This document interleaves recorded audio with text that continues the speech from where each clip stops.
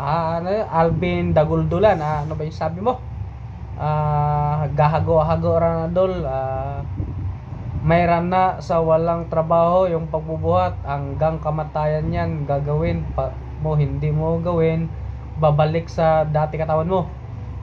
Idol, kung mapag-aralan mo na yung mga bagay-bagay na yan, hindi na babalik yung ano, kahit hindi ka na magbuhat sa gym.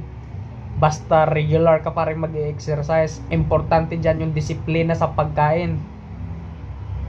Pag nagbubuhat ka, may pribilehiyo kang kumain ng extra kasi nga kailangan mo rin ng extrang lakas kasi mayroon kang extrang activities or activity. Pagka tumigil ka na sa pagbubuhat tapos yung kain mo ganun pa rin, tataba ka talaga ulit. Kasi pagka may muscle ka na, i-maintain mo na lang yun. Hindi na kailangan parang araw-araw ka magpunta sa gym.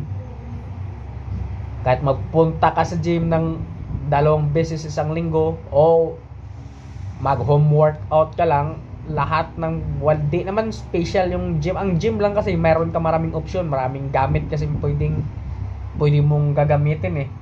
Pero hindi naman kailangan sa gym, kahit sa bahay lang, kahit anong klaseng pagbubuhat ng mabibigat, mamimintin mo yung katawan mo basta nandyan yung disiplina mo sa pagkain. Ang nagdikta dyan lahat-lahat, yung pagkain mo, yung disiplina mo sa paglamon, yun. Konting research din dol para ganon.